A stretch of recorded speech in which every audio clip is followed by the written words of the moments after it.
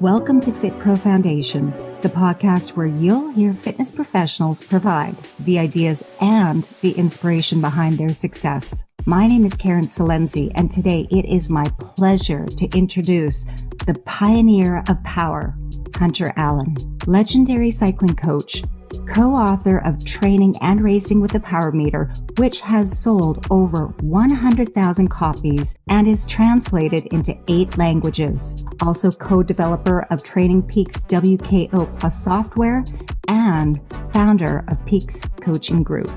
Widely known as one of the top experts in the world in coaching endurance athletes using power meters, Hunter Allen's goal has always been to teach athletes how to maximize their training and racing potential through analysis of power data. This goes hand in hand with his philosophy that a power meter helps athletes discover their true strengths and weaknesses, quantitatively assess their training improvements, and ultimately refine and maximize the focus of their training. Hunter, welcome. Hey, Karyn, I'm really glad to be here. Thank you so much for having me on your podcast. It's exciting. Fantastic. You know, this is just such a thrill because I have to say that I have been reading your research, listening to your interviews, and applying your concepts for years.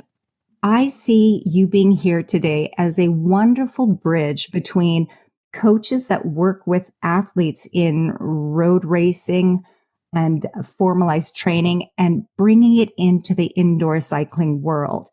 So can we start off with you providing a broad overview exactly of what it is that you do now? All right. Outstanding. Yeah, no, right now, I mean, the big piece of the puzzle is really, for me, is continuing to share my knowledge. And that's has been my mission ever since I retired from pro cycling, was just to share all of the knowledge and experience that I've had over the years and hard fought and gained, and then make as many people as fast and fitter and healthier and help them achieve their goals as I can and could. And, I continue that. That's definitely my mission. And, for me, that is wrapped into the cycling world. And so now I'm doing a bunch of different things, from coaching my own personal clients. I've got about 8 personal clients to we've got 300 or so clients in the Peaks Coaching Group and 50 coaches that work for us here. And we also do cycling camps, triathlon camps, and we did a gravel cycling camp too this spring, and all the way to helping people. I mean, just getting started in cycling. So it's just the whole gamut from the world of coaching, which is incredibly satisfying. So now the 50 coaches that you have that are working with your Peaks Coaching Group, are you in direct oversight of them, or is it you give them the tools, you help assist in their knowledge, and then you let them go and build their business? How does that work? Yeah, so what we've done is basically one of the things that I wanted to do when I created the Peaks Coaching Group was to create a collegial group of coaches, one that a place where coaches could come and ask questions, and we could mentor each other, we could work together. And then at the same time, also allow them to be coaches and not deal with the business, right? So my coaches don't really want to have to update their blogs or update their websites or figure out how to do Facebook ads and all that stuff. They want to coach. That's their passion. So we really handle all of that admin, the back end, the marketing and everything, and then even bring them clients. And so along the way, they go through a very rigorous training process that I put them through.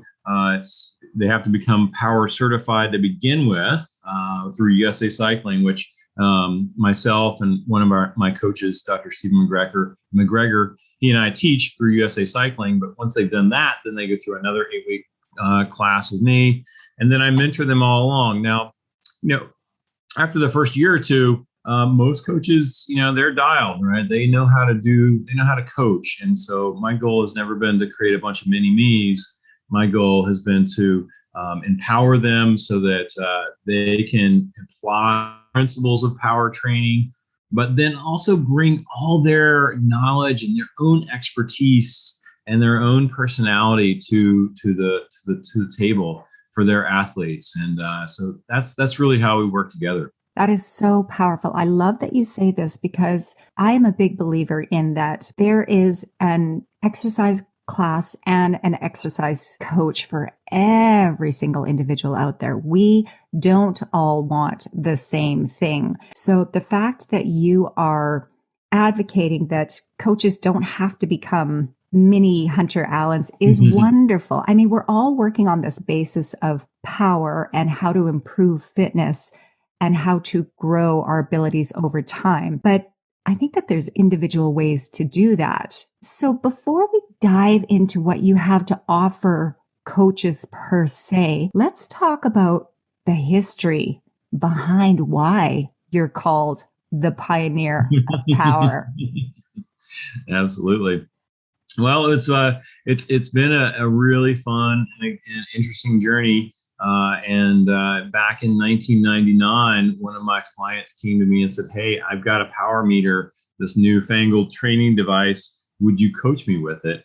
And I said, "Well, I'll try." We never had power meters when I was a pro cyclist, so I don't really know, but I'll give it a shot. And so he started sending me spreadsheets of 300 watts, 1,000 watts, 10 watts. I had no idea. Is this good? Is this bad? What does this mean? So I realized really quickly that, hey, I better buy one of these myself and start training again. So I bought a power meter, and it was one of the original Power Tap hubs, this big gray hub that weighed about 2 pounds, and started training it and started riding and started doing intervals and started even raced again because, in order to really grasp and understand training with a power meter, you really have to have that personal relationship with it. You need to know what it means for yourself. So then you can relate from what your experience is to what your clients, your athletes, are doing as well. So we kind of fuddled along there for a little while, and then USA Cycling had the first ever power training course. It was really just a one-day clinic, and Dr. Andy Coggan was there, and Dr. Alan Lim was there, and another coach, Dean Golich, was there. And they presented and on what they knew about training with a power meter. And the theme at the end of the day was kind of like, well, we've got these amazing tools, but there's no good software to analyze this data. And so my client, Kevin Williams, he said over lunch, he's like, "Hey, you know what? I'm a computer programmer. We should just build the software." And I was like, "Really?" He's like, "Yeah, this is what I do. I can build software. We can do this." I'm like, "Wow, let's do that." So we started building the software. We called it Cycling Peaks. And we launched that on the world in 2003, thinking, well, we'll sell 100 copies or whatever, and it'll be fun and people will like it, at least, something. Well, we sold a lot of copies. It was really great. We're like, wow, this is cool. I like the software thing. And then along the way, all along that way, Dr. Coggan had been helping us, really advising us in how to understand the data. And so, I had seen so many things, in these trends and different pieces of the puzzle. And so I was asking him these questions and saying, "Hey, is there a physiological reason behind what I'm seeing?" And he would say yes or no or whatever. And so we came up with lots of really great concepts during that time, like training stress score, normalized power, the performance manager chart, all these principles that we use now every day. And then we met with Joe Friel and Dirk Friel, his son, another guy, and they had a company called trainingbible.com after Joe Friel's The Cyclist Training Bible. And so we ended up merging those two companies together. The trainingbible.com and Cycling Peaks ended up becoming Training Peaks software. So that's how the birth of Training Peaks came along. And then Dr. Coggin and I just got tired of writing the same email and answering the same questions over and over. So we said, well, let's write a book. Let's just answer these once and for all. And say, go read the book. Wow. It's on this page.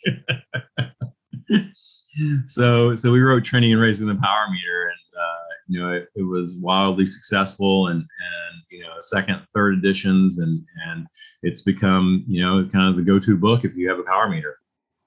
I love this. You are answering so many questions that I have wondered for so long. I love this insight that you're able to provide. So you and I have had this conversation before. You don't get rich writing a book. And no. It's a lot of work, and it's an interesting process. So I really do see the fact that you and Dr. Coggin and, working with Joe Friel, I see this as a service to the public. You gathered all of this information and you spent hours and hours of analysis on the data, and you've come to this power training levels, I'll call it. I won't use zones because I know that there's a lot of things that can impact your power during the day or during the training session or etc. So I see this as a real service that you've provided to all of us enthusiasts that want to get better on the bike. So is that what inspired you to create the Peaks coaching group, was just gathering all of this information and saying, we can help people become stronger, more efficient, and faster on the bike? Absolutely. I mean, when I was a pro, an aspiring pro, there were no coaches back in the 80s and early 90s. And so I really wanted to coach. I always thought, wow, this would be amazing to have somebody take me under their wing who's done this, been there, learned the hard lessons, knows what to do, when to do it. And help me along. And I felt like, personally, I had lost 2 years of just, trial and error and hit and miss and making this mistake and starting over again, kind of training. And so when I retired from cycling, I felt like I really had an obligation to share that knowledge. I had been coaching a couple of local clients, even when I was a pro, and they have been very successful. It was really exciting. And so I realized, like, wow, there's this knowledge isn't out there and there's nobody really sharing that. So for me, that's really been the whole goal all along. I mean, I'm very, very fortunate to make a living from cycling and doing my passion, right? Not everybody can make a living from their passion.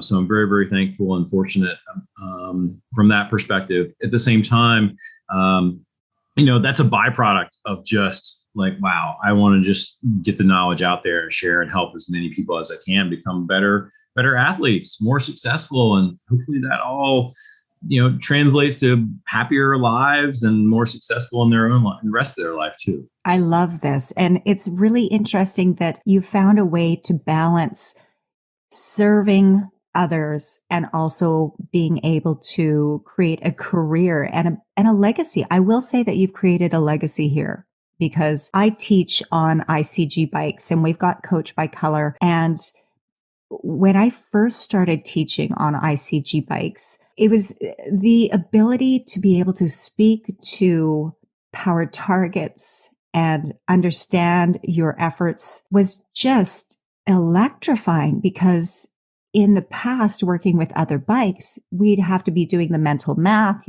add on 10% of your FTP, drop 20% of your FTP. And it was really overwhelming. So to be able to combine the physiological training with the visuals and the data capture is brilliant. And I believe that this is how cycling training should be going forth, because it is a very easy way of measuring your fitness. What were you able to do today compared to what you were able to do a year ago even? Okay, can we just go back?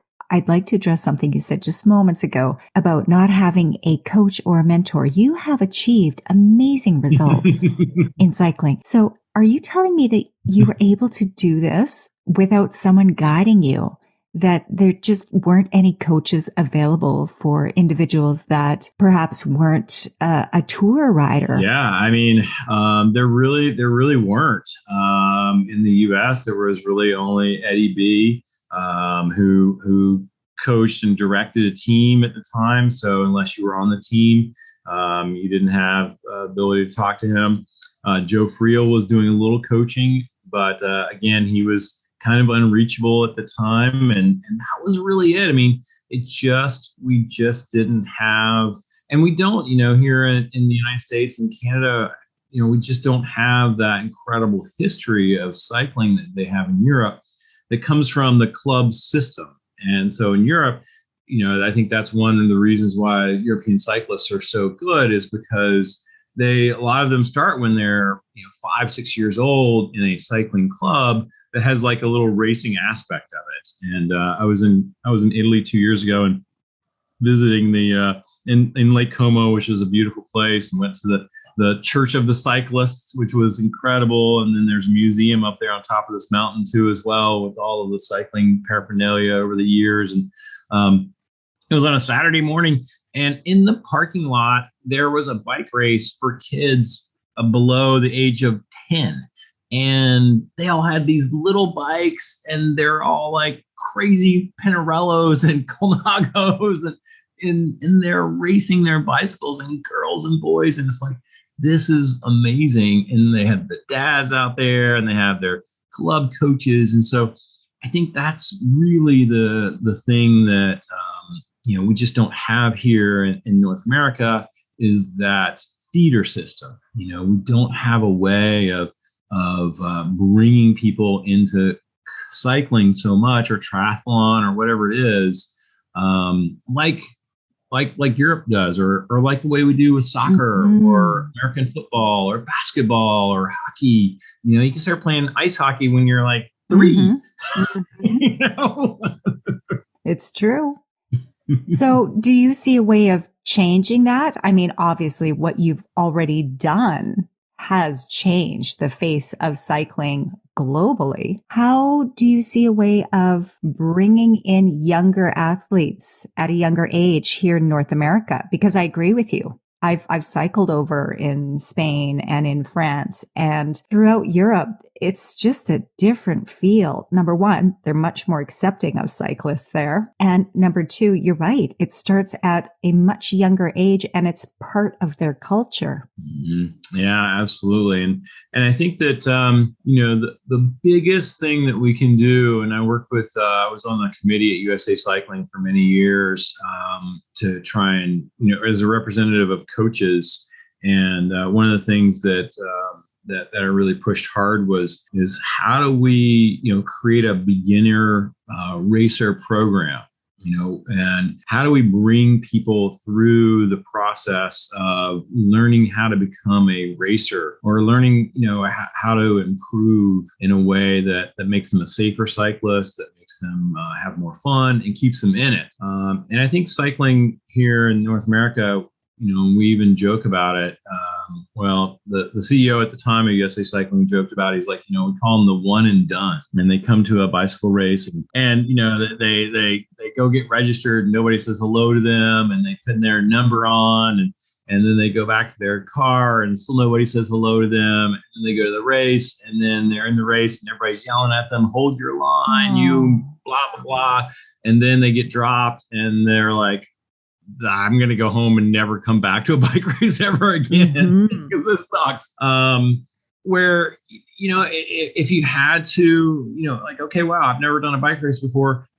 You have to come to 3 clinics and learn how to become a bike racer, or learn how to become a triathlete. And I think that would be really powerful, because then you could take people in a parking lot and teach them cornering skills, and teach them what it's like to bump elbows, and teach them, where, how to go around a turn safely, and all these different aspects of cycling that you just kind of have to learn on your own. So we still have a lot of work to do in this area to really bring more people into the sport from that perspective. So powerful. And, I'm just seeing all of these business ideas and opportunities coming out of this discussion. I want to jump back into something that you said, which is very near and dear to my heart. So first of all, way back in the 90s, you were presented with an opportunity.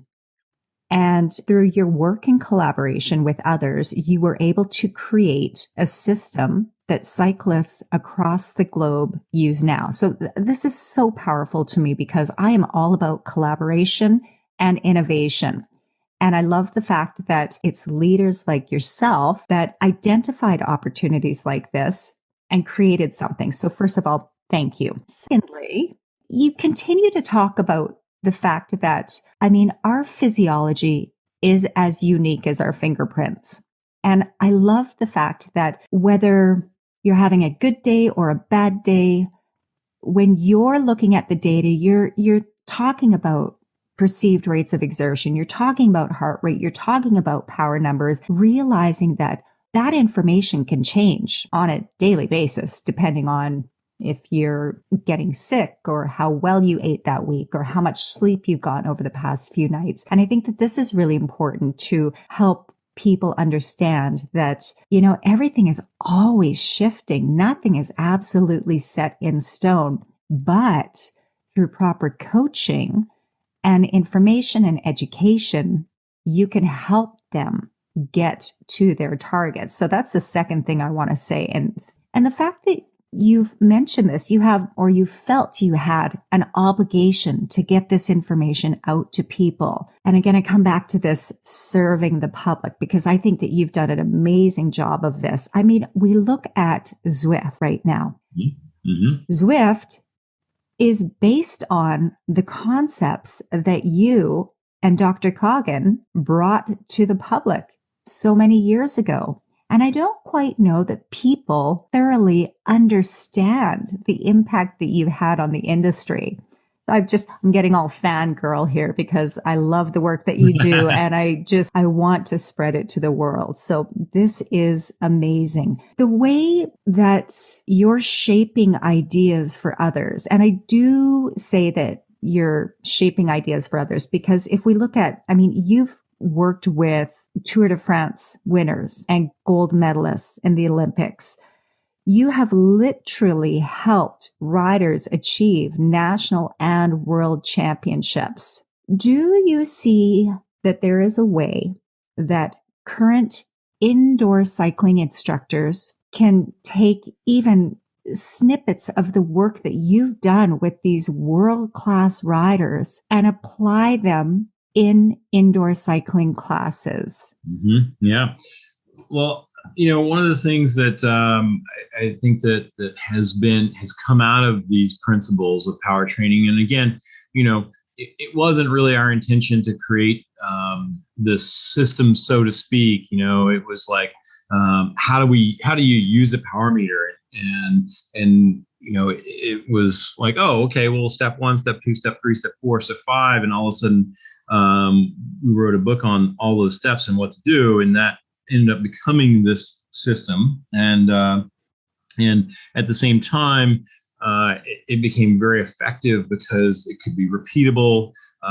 It was very objective. That, as you mentioned earlier, we have a way to quantify our fitness improvements. It's not just like, well, here's your heart rate, and your heart rate, in this class went up to 155 and it stayed there for 40 minutes. And then the next class, it went to 157 and stayed there for 40 minutes. It's like, well, does that make you better, fitter? What does that mean? It's like, well, no, that means your heart just pumped a little faster the second time than it did the first time. It doesn't have anything to do with how much work you did, how much sweat you sweated, anything like that. So quantifying the data and really understanding, like, okay, here's where I am. If I start out and my functional threshold power is 200 watts, and after 6 to 8 weeks of training moves to 220, you're fitter, right? You are fitter. Like, I don't care what your heart rate is. I don't care how much you sweat. I don't care any of that stuff. You can do more work now. And that means your fitness is higher. Your cardiovascular fitness, your metabolic fitness, your muscular, everything in your body, you're fitter. And as a consequence, I would argue healthier. So part of that and bringing that into the indoor world and bringing all of these principles to the indoor world is basically the same thing that we do in the outdoor world, where we have to understand what is our baseline, where do we start from. So we have to do testing. And once we do that testing, and that's where we establish our functional threshold power is our number one, and it's the direct determinant of performance. And once we establish that, then we can build the training levels or zones around that. And I love how you said training levels earlier in the conversation. And I'll just kind of clarify that. The idea of training zones is that zones are very discrete. It's like, okay, from exactly 75%, and below your FTP, you're in endurance zone. But at 76, you now are in this whole different zone.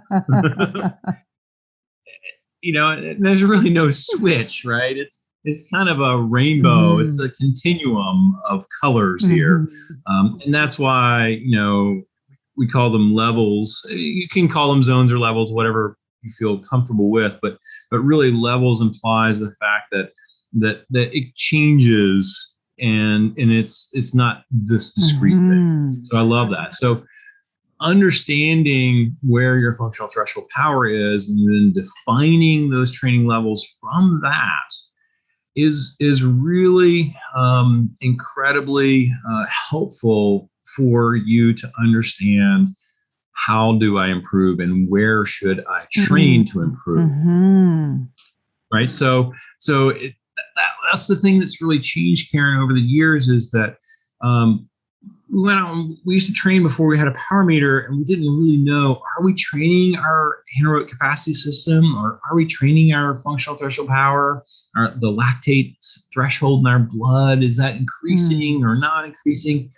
And now, having this quantifiable power meter on your bike, indoor bike, outdoor bike, wherever it is, and understanding where your FTP is, you can almost guarantee that, like, well, gosh, if you ride at 115% of your FTP, you're training your VO2 max. You're going to improve your volume of oxygen that you can take in and get that into your working muscles. And so that is really exciting, because we've never had that before. And so taking that into the indoor world is really the magic, because then it allows anybody on an indoor bike, whether you're on Zwift, whether you're in a class with ICG bikes or whatever, wherever you are, you're at home on your other indoor bike, whatever, you can train in a way that you guarantee I'm doing the right thing, if that makes sense. Profound. You're preaching to the choir with me, definitely.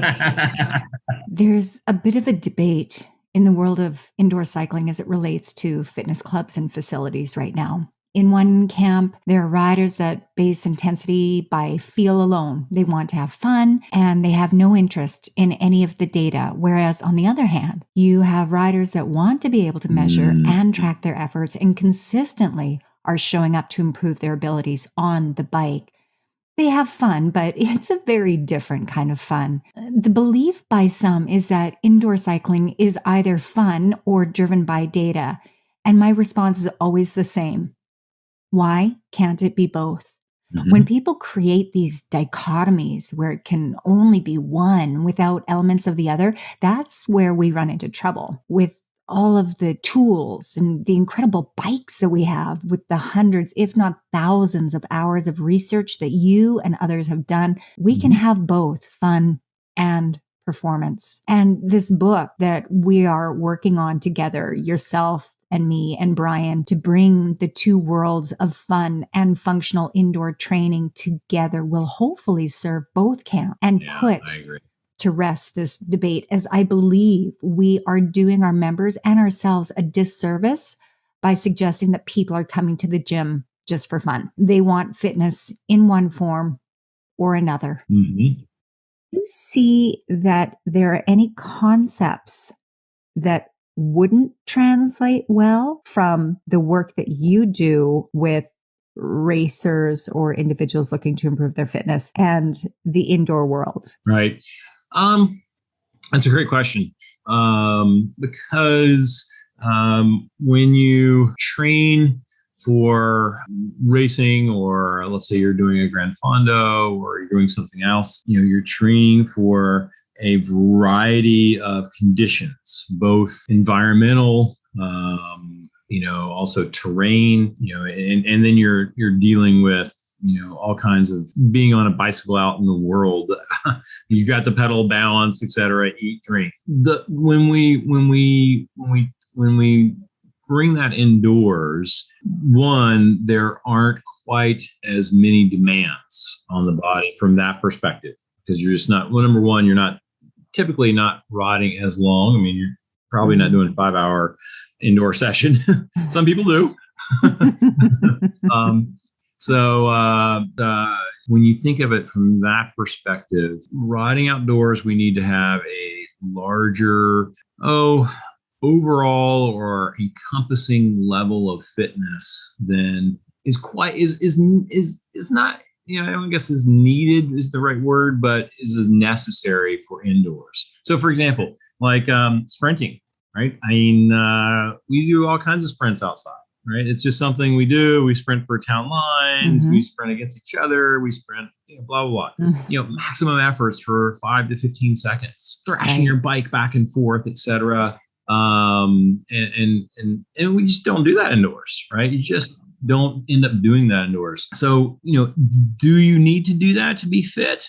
I wouldn't argue that you need to be a great sprinter to be fit. It's just not part of what I would consider fitness and healthy and et cetera. I mean, it's just something additional fun.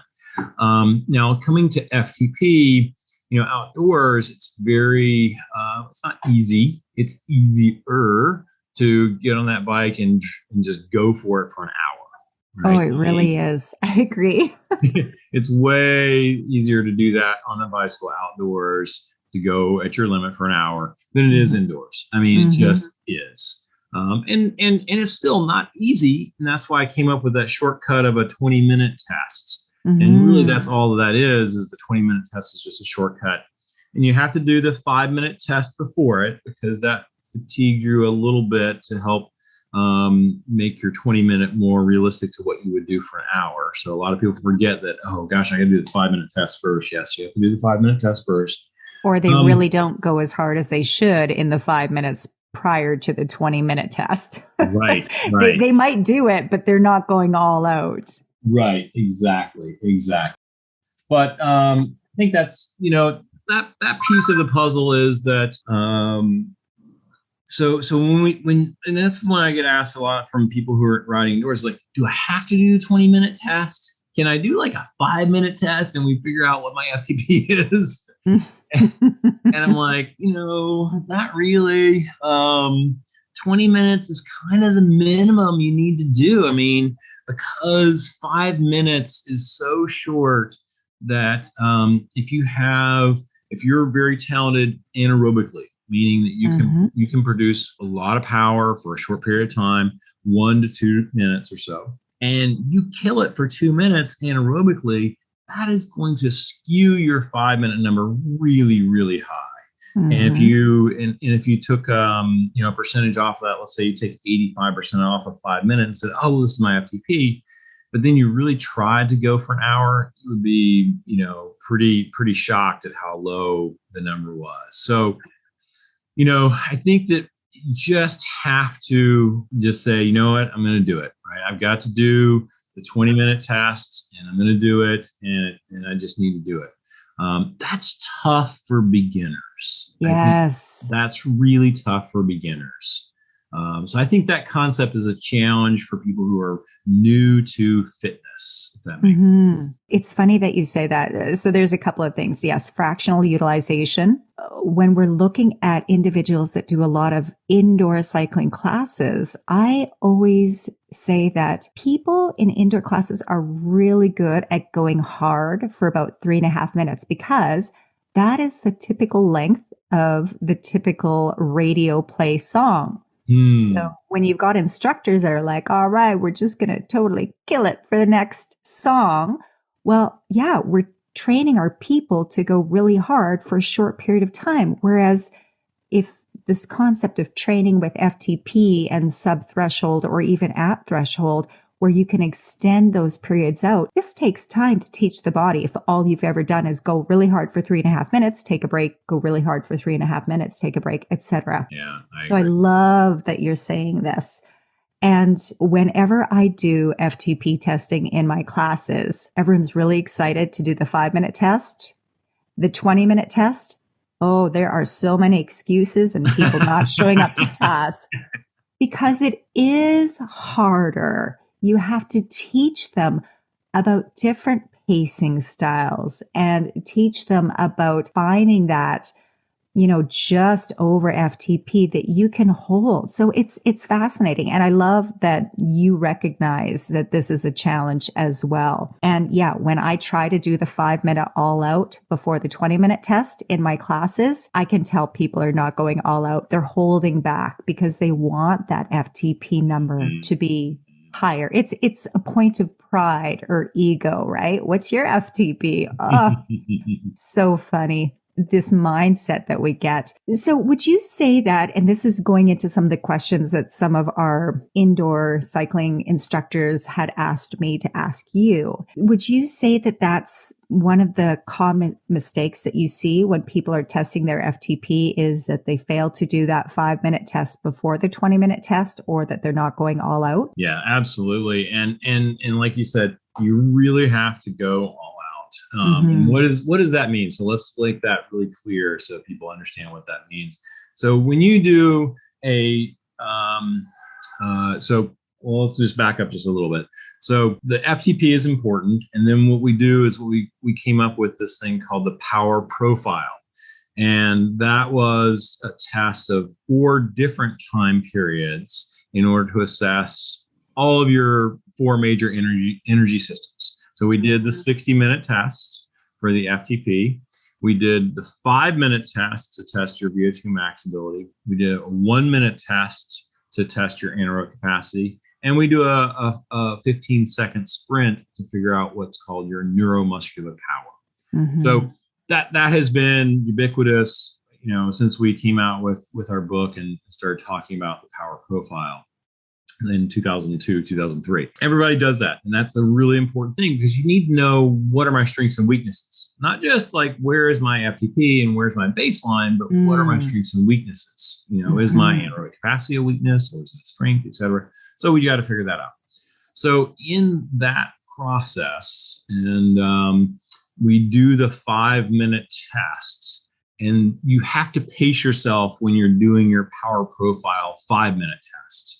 Meaning you go and you're right above your FTP. You need to pace yourself so you don't just explode at minute 3 and end up, barely finishing the test and having to stop pedaling.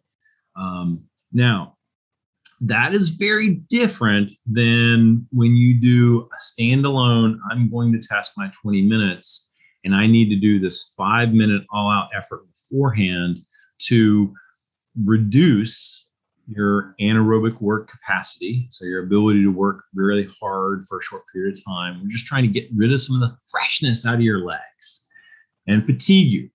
So that 5-minute needs to be much harder than you would do in your power profile 5-minute test. So what does that mean? I'm going to go as hard as I can, and then I'm going to die 1,000 deaths in the last minute.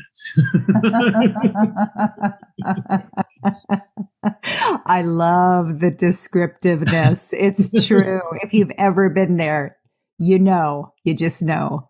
Yeah. Yeah. So that's critical because then you completely exhausted the anaerobic capacity system, which is the goal of the 5 minute blowout, all out effort before the 20 minute.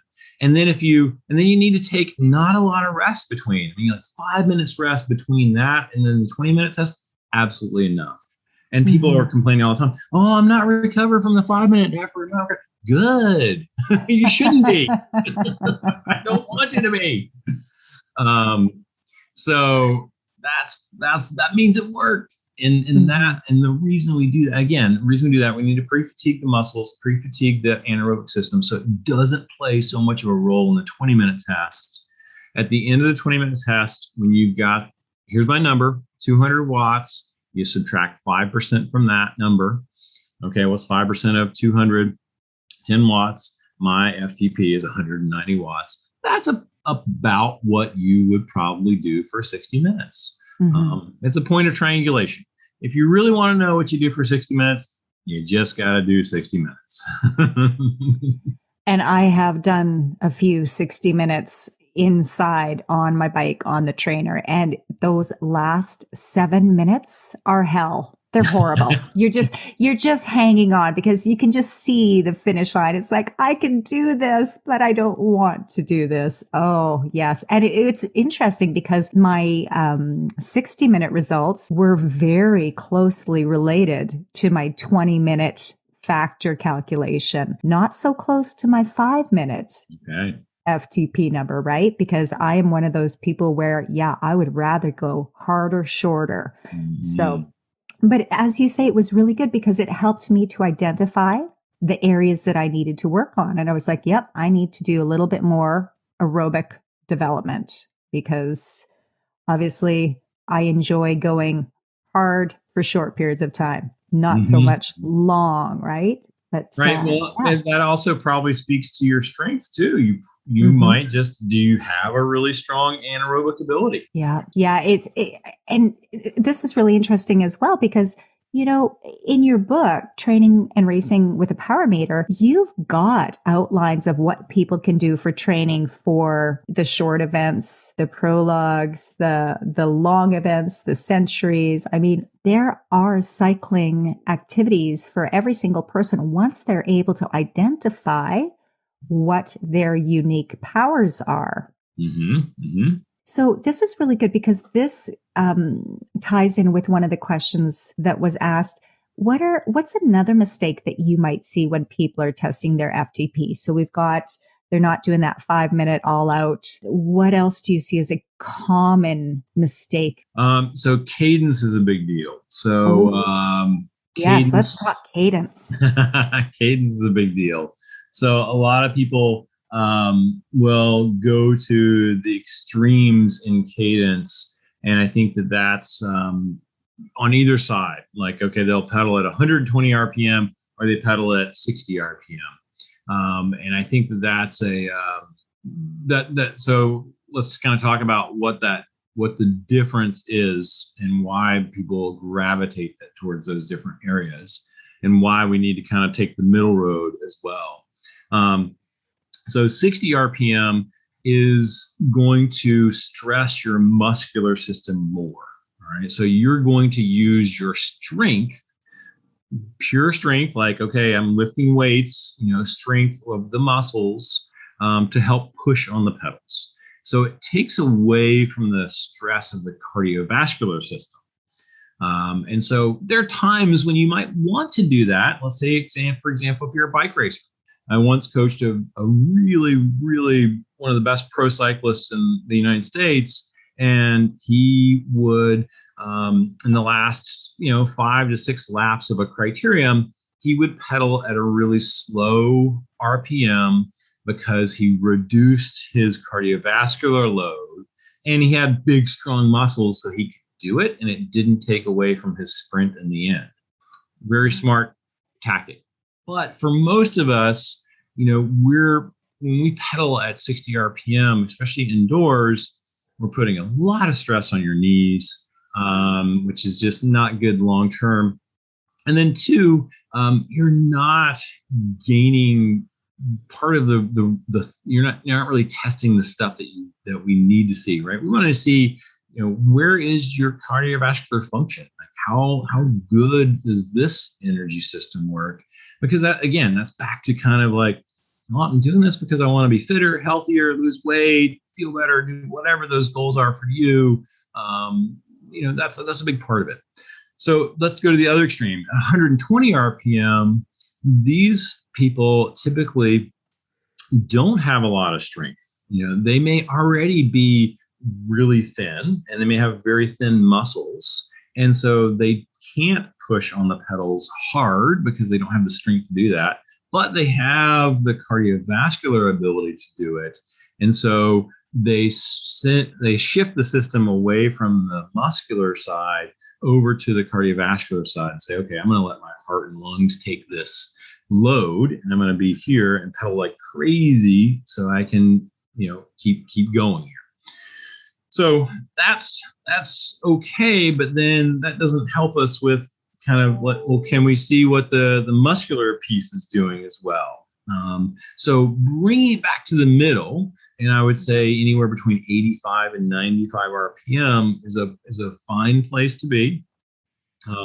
And that is a really great test of both, right? Because now you're balancing the load on your cardiovascular system, you're balancing the load on your muscular system, you're taking the stress off of your knees instead of pushing a big gear, and you're not going to kind of an extreme stress in your cardiovascular system by pedaling at 120 RPM. So see if you can find that place, right? Be there. And it may be, especially if you're new to indoor cycling, see if you can find that place. It will take a little time to get there, but your natural tendency is to kind of probably pedal 75, 80. Let's get you up to 85. Can we get you to 90? And then you're now balancing that load. So cadence is really critical. I hold the exact same opinion. I call it the Goldilocks of cadence, because you want to balance that musculoskeletal issue and the cardiovascular issue. And also, when you're going at those really slow, powerful pedal strokes, you've got that high torque on all of the joints. And you're also utilizing those fast twitch muscles. Even though your legs are moving slow, it is fast twitch, and you're burning up a lot more glycogen than if you were simply to balance out that load. Oh, I love it. And I'm so glad that you addressed that. Thank you. Exactly. Let's jump into the differences between warming up for long outdoor training sessions and warming up for a short 45-minute indoor cycling session. Obviously, we can't spend 10, 15 minutes in the lower levels below 60% FTP. What would your recommendations be for indoor cycling instructors as to how that they should format their warm-ups? Yeah, I know I'm putting you on the spot here. I'm putting you on the spot here because it's tricky, right? Because depending on the type of profile that you have planned for that day, I mean, if we're doing high intensity interval training, we need to create some of those, I call them primers, fairly soon into the workout so that we can actually get the work done and be ready for it. Yeah, that's a challenge, right? Because you don't have a lot of time for an hour class. You need to get two systems warmed up, your cardiovascular system and your muscular system. And then you need to get into the work and just go, right? And then you need to cool down really quickly as well. So I think that ideally, that 5 or 10 minutes before you would get to class early, right? And you would do a little stretching first, okay? And basic stuff, right? I mean, stretch your quads, touch your toes, stretch the hamstrings out, stretch your calf muscles, stretch the hips a little bit, open up the legs a little bit from just that perspective. Like if you could do that, that would be really great. Now, if you're rushed and you run into class and you're there right at time and boom, it's go. And then from an instructor standpoint, right, we're there And I think that if all you had was 10 minutes to warm up, then, it really is the first 3 to 4 minutes of just pedaling. And then and I do this this is kind of the warm up that actually it's not kind of, it is the warm up that I give for my athletes preparing for a race or preparing for hard intervals. I have them do fast pedaling drills. And I have them pedal at 110 to 120 RPM for a minute with low force. Okay, so don't dial the knob down too much. And the reason being is because now we're putting a load cardiovascularly on the system. So we're raising the heart rate. We're not putting a load muscularly. So we're not taking away from the strength of the muscle that you need to be used in the workout itself.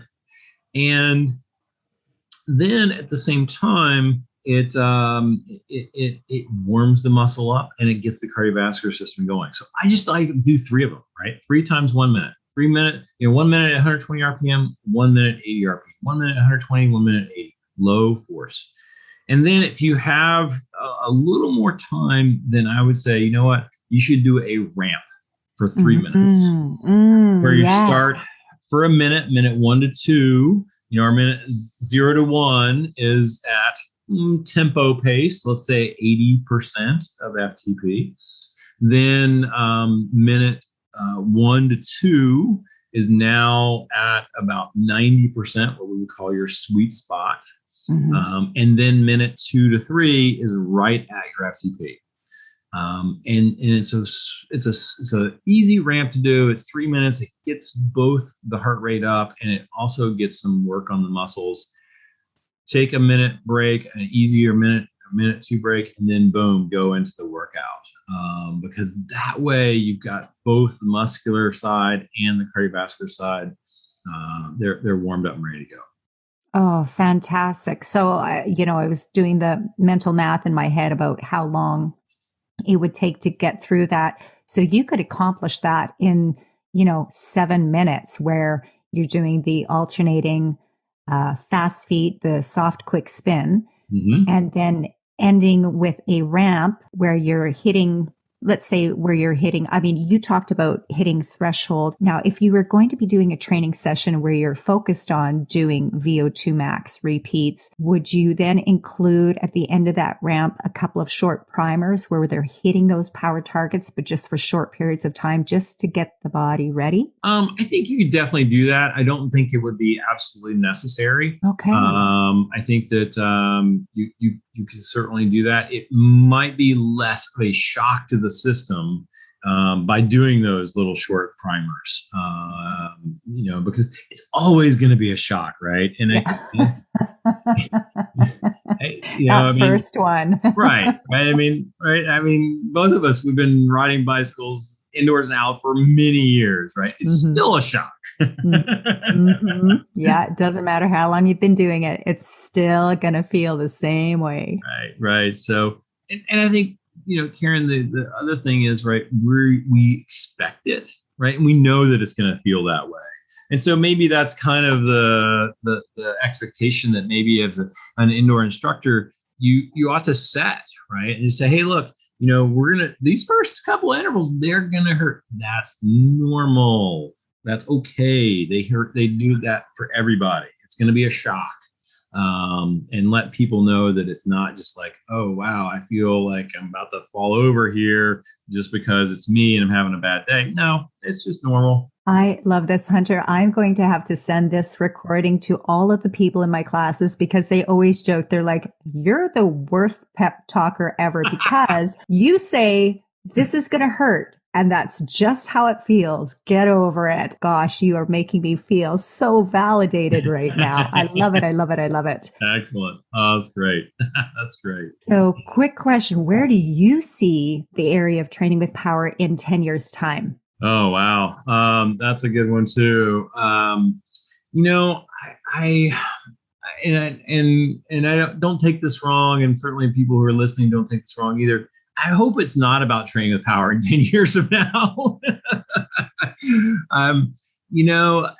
I'm incredibly flattered, and I'm incredibly excited that it was 2000. It was year 2000 we started this journey. That was 21 years ago. If you'd have asked me 21 years later, like, would I still be talking about this stuff, I would have said you're nuts. Oh, wow. So because I didn't anticipate the revolution that it became and how it completely changed the whole world of cycling. I did not think that that was going to occur. I'm incredibly pleased and very, very happy that it has, not just because I need that validation or whatever. It's because it means that it's really helped a lot of people and it works. And that to me is really exciting. In 10 years from now, if we're still talking about power training, I'm sure I probably will be anyway. But I hope that there's other cool stuff coming out, right? I hope that this tech continues to evolve. I hope that we're seeing new things. I mean, to me, I'm doing work with a company right now. We're looking at a bunch of different respiration rate metrics. We've got a really cool prototype strap that measures all kinds of things that happen from a respiratory perspective that nobody else is doing.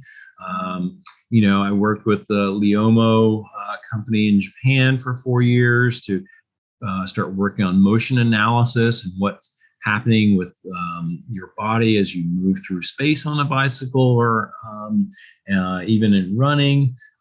So I'm really hopeful that we'll see other things that come about that are, just as exciting. I don't know. Is there another revolution out there of training? Maybe so. Hopefully so. I don't know. Maybe not. Well, I have confidence that if there is, you are going to be a part of it, and keep up this collaboration and this innovation, because this is what changes things on a global scale. And if you can be part of that, I will follow it till the day I die, because I absolutely am just so pleased with what you have brought to fitness enthusiasts and cyclists and people that have been racing for years. It's funny because my husband used to race way back, and he had never had a power meter. Mm-hmm. And I bought a power meter and I said, you should try out my power meter. And he was like, I don't want to know. I spent so many years of my life focused on getting to certain levels of achievement. I just want to ride my bike and have fun. And then, wouldn't you know it, he started taking my bike out. And then he started taking my pedals off of my bike. I mean, I would come home some days and my pedals would be off my bike and his bike would be gone. And I was like, oh, so I just ended up buying him his own, because once he saw how amazing this data was, he wanted to know more. And I think that's what's so powerful about what you've done is you've created a system that people can actually visually see that they're getting fitter or the areas that they have to work on. And I just love that, because I see that fitting in so nicely with indoor cyclists and being able to become better. And I want to be able to show indoor cycling instructors that there are options for them.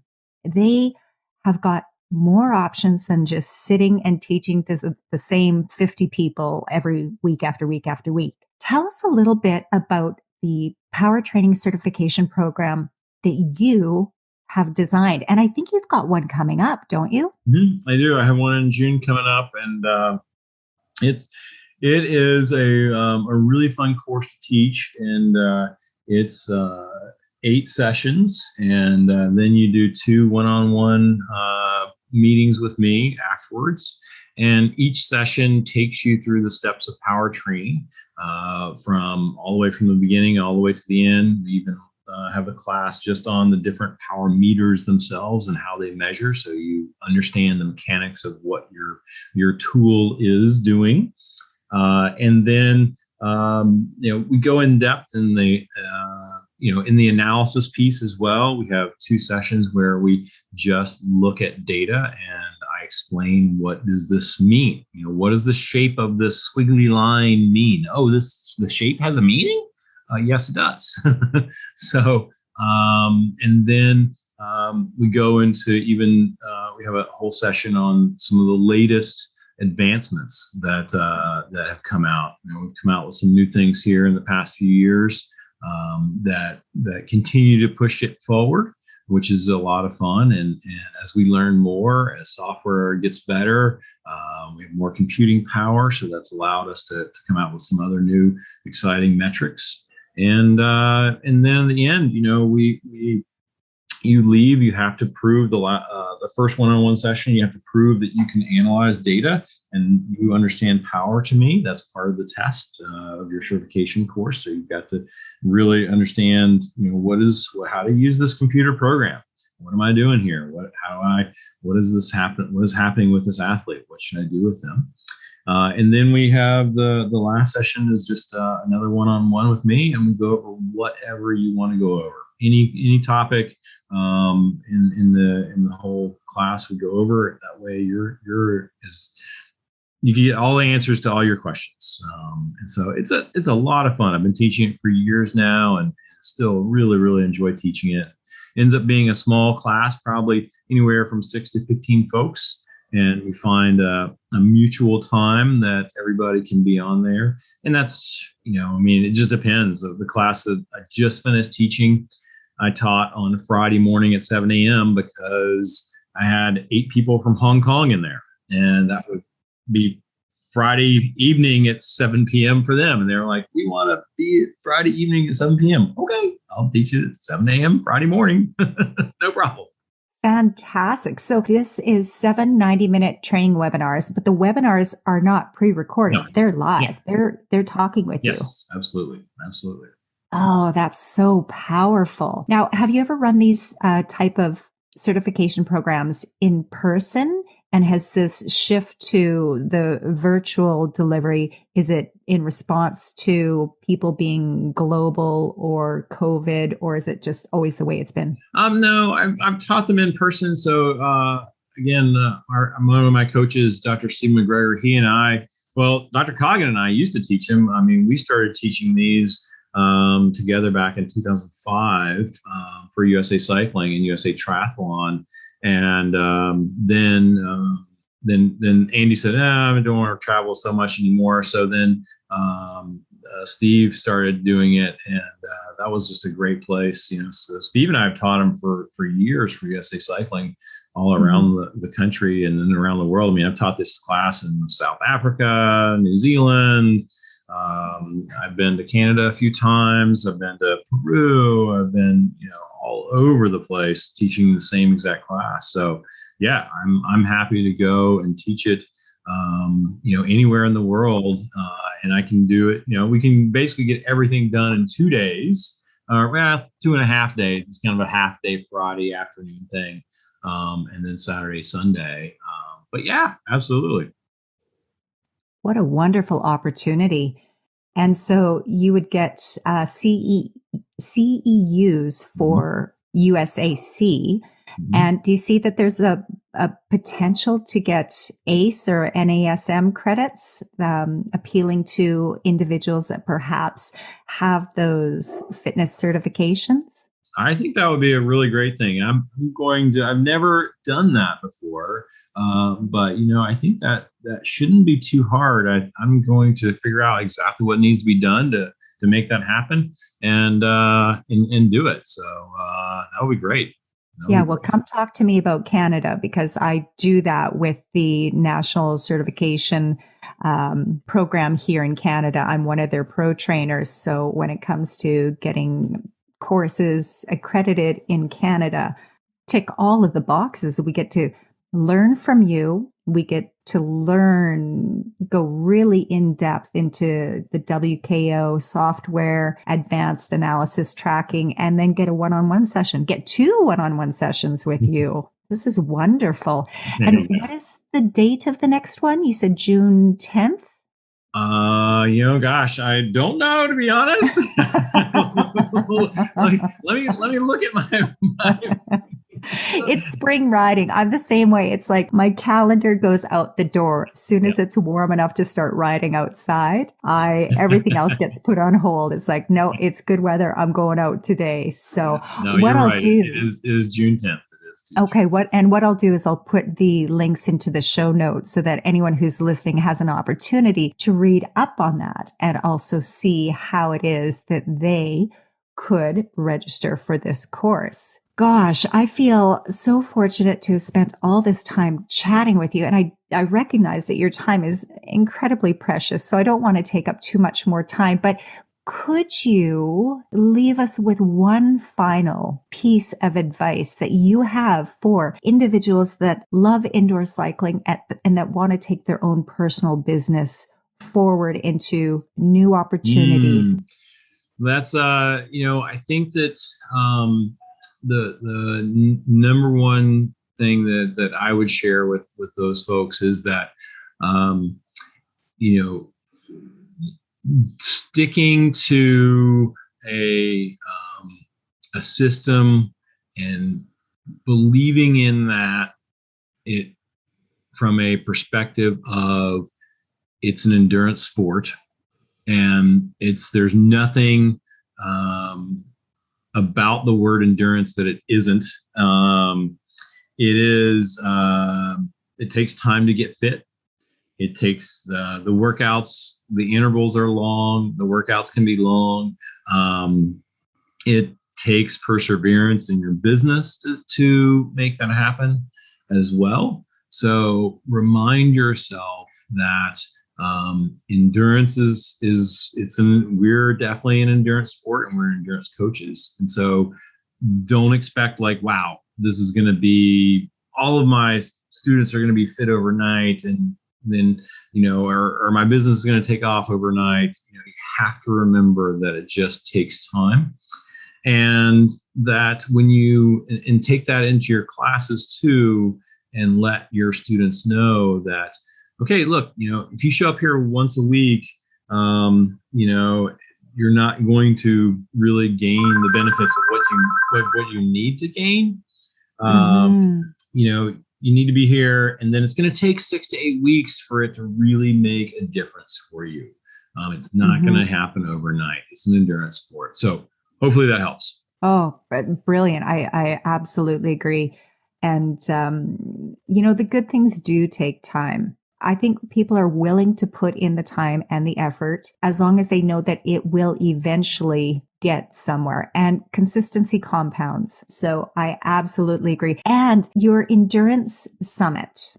I just want to drop a little note about your endurance summit. So every year you gather a number of brilliant speakers and physiologists and coaches, and you come together to provide education for the masses. Will you be doing that again in what year are we in? 2021? Exactly. What year is this? It's not on this calendar for this year, but 2022 is definitely, we are planning for 2022. So that's the goal. Excellent. I look forward to that because I love attending and listening to that. Keep doing all of the amazing things that you are doing because it is paying off. So with that, Hunter, I would just like to say, you've talked about the importance of being a mentor and having a mentor. You've talked about the ability or the impact that coaches can have on athletes' lives and getting them started early and also getting them just exposed to the opportunities that there are out there for cyclists or people that are interested in becoming outdoor cyclists. You've shown a great service to the world of indoor and outdoor cyclists, for which we want to thank you for spreading that information.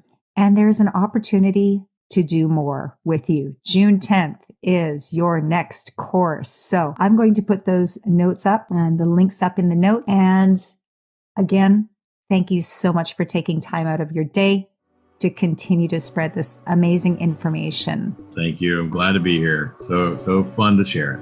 Excellent. And, maybe there'll be a part 2 in the future. Yeah, sounds good. Let's do it. Oh, wonderful.